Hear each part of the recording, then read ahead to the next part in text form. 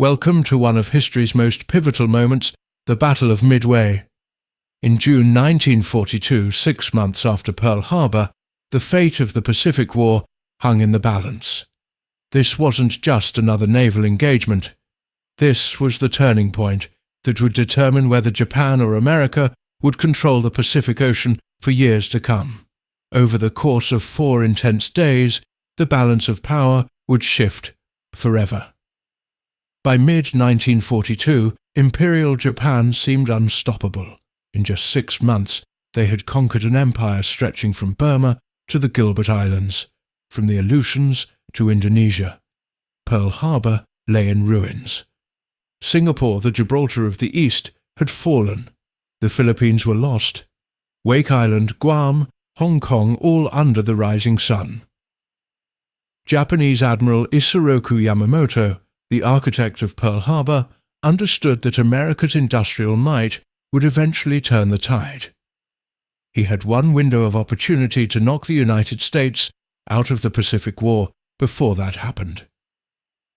He needed to destroy America's aircraft carriers, the ones that had escaped Pearl Harbor. His target, Midway Atoll. Midway doesn't look like much, 2 tiny islands surrounded by a coral reef. Sitting lonely in the vast Pacific over 1,300 miles northwest of Hawaii. But location is everything in warfare. Midway was America's westernmost outpost, a crucial refueling station, and an early warning system for Hawaii.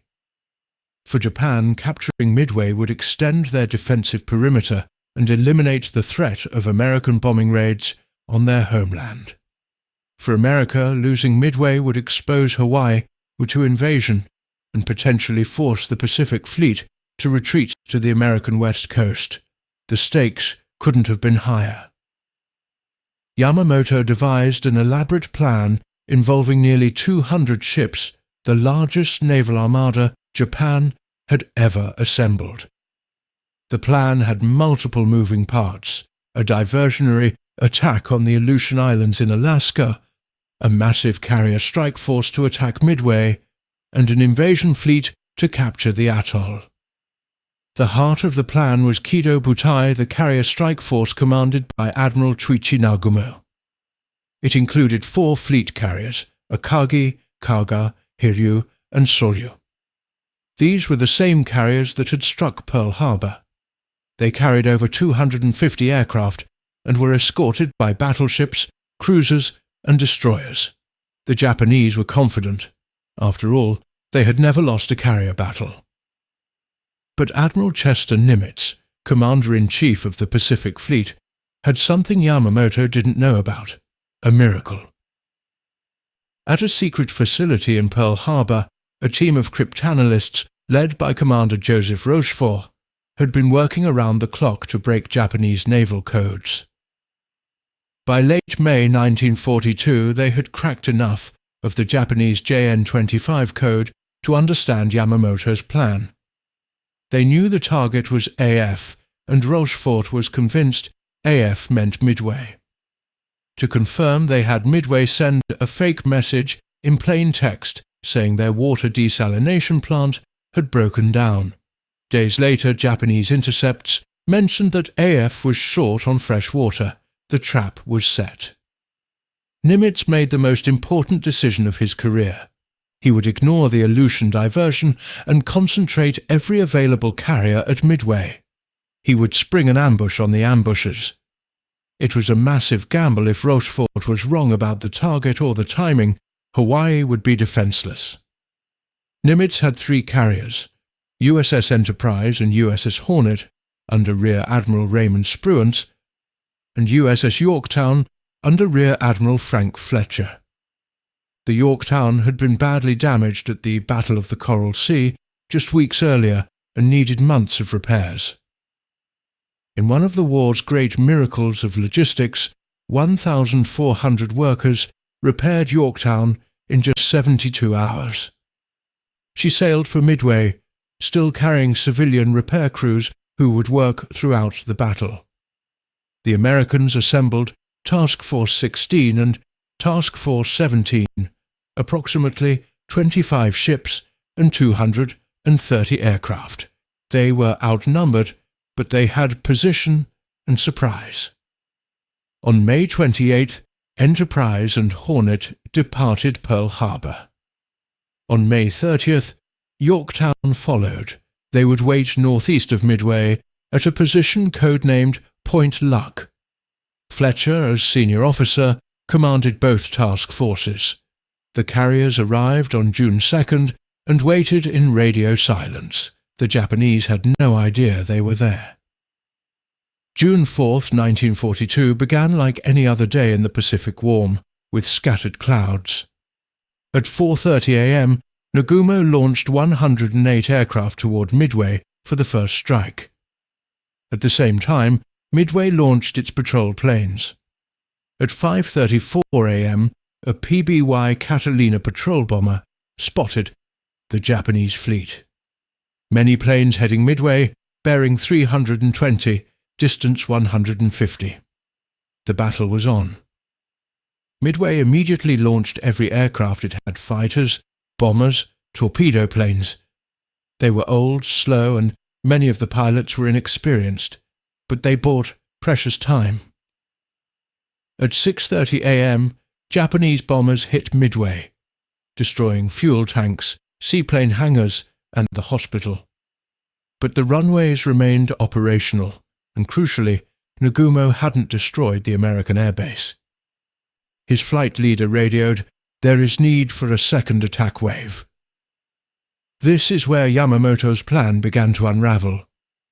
Nagumo's aircraft had been armed with torpedoes for attacking American ships if they appeared. Now he ordered his crews to switch the weapons to bombs for attacking Midway. This would take over an hour of dangerous work on crowded flight decks, with fuel lines exposed and weapons scattered everywhere. At 7 a.m., Fletcher launched Yorktown's aircraft. Spruance had already launched from Enterprise and Hornet. Over 150 American planes were now heading toward the Japanese fleet. But coordination fell apart. Different squadrons became separated. They would attack piecemeal, not as a coordinated strike force. The first to attack were the torpedo squadrons, flying obsolete TBD Devastators, slow and vulnerable. Torpedo Squadron 8 from Hornet attacked at 9:20 a.m. Without fighter escort, they flew straight into hell. Japanese Zero fighters swarmed them. Anti-aircraft fire filled the sky. Of 15 aircraft, 14 were shot down. Only one pilot, Ensign George Gay, survived. Torpedo Squadron 6 from Enterprise and Torpedo Squadron 3 from Yorktown met similar fates.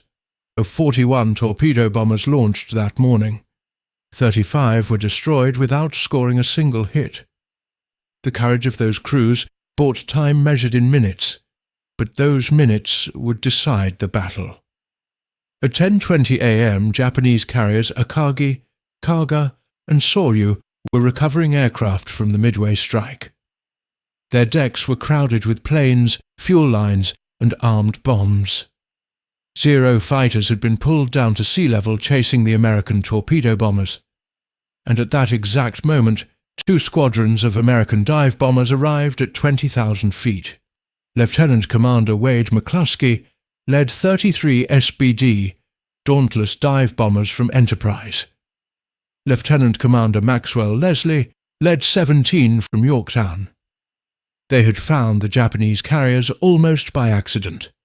After McCluskey noticed a Japanese destroyer, Wake heading northeast and followed it. What happened next lasted just 5 minutes. McCluskey's dive bombers attacked Akagi and Kaga. Leslie's attacked Soryu. The Japanese carriers, caught completely off guard with their defences low, were defenceless. Bomb after bomb smashed into the wooden flight decks. At 10:26 a.m., Kaga was hit by 4 bombs. Fires spread instantly among the armed aircraft and fuel on deck. At 10:26 a.m., Akagi was hit by only 1 bomb, but it detonated the armed and fueled aircraft being prepared for launch. The flagship became an inferno. At 10:26 a.m., Soryu was hit by 3 bombs with the same catastrophic results. In 5 minutes, the balance of power in the Pacific War shifted forever. 3 Japanese carriers were burning wrecks. Japan's strategic naval advantage was erased. The greatest carrier force ever assembled had been gutted. But the battle was far from over. 1 Japanese carrier had escaped Hiryu. Admiral Tamon Yamaguchi immediately launched a counterstrike. At 12 p.m., 18 dive bombers and 6 fighters found the Yorktown. Despite heavy anti-aircraft fire and defending fighters, they pressed home their attack with the same courage the American torpedo bombers had shown. Yorktown was hit by 3 bombs. Fires broke out. The carrier went dead in the water. Damage control crews fought heroically, and within 2 hours they had the fires under control and the ship underway again. But at 2:45 p.m., Hiryu launched a second strike 10 torpedo bombers. 2 torpedoes struck Yorktown's port side. The carrier took on a severe list. Captain Elliot Buckmaster ordered abandon ship, fearing she would capsize. The crew began evacuating. The ship that shouldn't have been at Midway, that had been repaired in 3 days instead of 3 months, had absorbed punishment meant to sink 2 carriers. Now the Americans faced a crucial problem: find Hiryu before she could launch another strike. Scout planes fanned out across the Pacific. At 2:45 p.m., a Yorktown scout plane spotted the 4th carrier. Spruance, now in tactical command, launched every available dive bomber from Enterprise and Hornet, 24 aircraft. They found Hiryu at 5 p.m. The Japanese carrier was protected by fighters and had learned from the morning's disaster. Her combat air patrol was positioned at altitude. But the Americans pressed through. At 5:03 p.m., 4 bombs hit Hiryu's flight deck.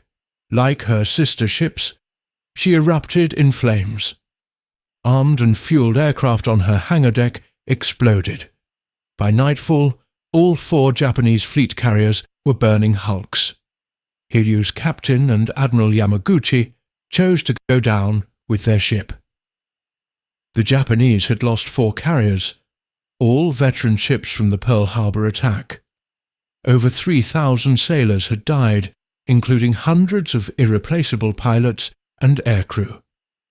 Yamamoto, monitoring the battle from his flagship battleship Yamato far to the rear, finally grasped the scale of the disaster. That night both sides faced critical decisions. Yamamoto considered his options. He still had massive surface forces, battleships, cruisers, the light carriers from the Aleutians operation. He ordered them to converge for a night surface action, hoping to draw the American carriers into a trap. Spruance faced pressure from some officers to pursue aggressively, but he remembered Nimitz's final instruction: "You will be governed by the principle of calculated risk." Spruance knew the Japanese wanted a night battle where their superior surface forces would dominate. He refused the bait and withdrew eastward. It was the right decision. Yamamoto, realizing he couldn't force a surface engagement without his carriers providing air cover, ordered a general retreat at 2:55 a.m. on June 5th. The invasion of Midway was cancelled. The American carriers had accomplished their mission. The battle had one more tragic act. Yorktown, abandoned but still afloat, was taken under tow back to Pearl Harbor. But on June 6th, Japanese submarine Y-168 found her. 2 torpedoes struck the carrier, and 1 hit the destroyer USS Hamon alongside. Hamon sank within minutes. Yorktown finally capsized and sank early on June 7th. American dive bombers caught the retreating Japanese fleet on June 6th, sinking the heavy cruiser Mikuma and damaging several other ships. By June 7th, the Battle of Midway was over. The price had been heavy. America lost Yorktown, the destroyer Hamon, and 145 aircraft. Over 300 American sailors and airmen died, but Japan's losses were catastrophic. 4 fleet carriers, a heavy cruiser, over 240 aircraft, and approximately 3,000 men. Most devastating was the loss of so many experienced pilots and aircrew, the elite of Japanese naval aviation. The numbers tell only part of the story. Japan had entered the battle with a significant carrier advantage. They left with a deficit they would never recover. The 4 carriers lost at Midway took years to build and were irreplaceable. America, with its vast industrial capacity, would launch over a dozen fleet carriers in the next 2 years. The Battle of Midway was the turning point of the Pacific War. Before Midway, Japan was advancing. After Midway, Japan was retreating. The myth of Japanese invincibility was shattered. The US Navy had proven it could meet and defeat the Imperial Japanese Navy. Just 2 months after Midway, US Marines would land at Guadalcanal, beginning the long road back across the Pacific. Island by island, battle by battle, the Americans would drive toward Japan. The path would be long and bloody, 3 more years of brutal fighting. But the outcome was no longer in doubt. Admiral Nimitz later said, "Midway was essentially a victory of intelligence." In attempting surprise, the Japanese were themselves surprised. But it was more than intelligence. It was courage, the torpedo bomber crews who flew into certain death to draw down the Japanese fighters. It was Luck McCluskey finding the Japanese fleet by following a destroyer's wake. It was leadership Spruance's calculated risk-taking. It was skill, the dive bomber pilots who made impossible hits on tiny, moving targets. The men who fought at Midway, many of them now forgotten, some still teenagers, changed the course of history in 5 minutes above the Pacific Ocean. They proved that industrial might alone doesn't win wars, that courage and sacrifice matter, that in the darkest moments when defeat seems certain, human determination can change the world. The Battle of Midway reminds us that history turns on moments 5 minutes that seem like any other 5 minutes, until suddenly everything changes. In June 1942, the fate of nations hung in the balance over a tiny atoll in the vast Pacific. And when those 5 minutes ended, the world was forever different.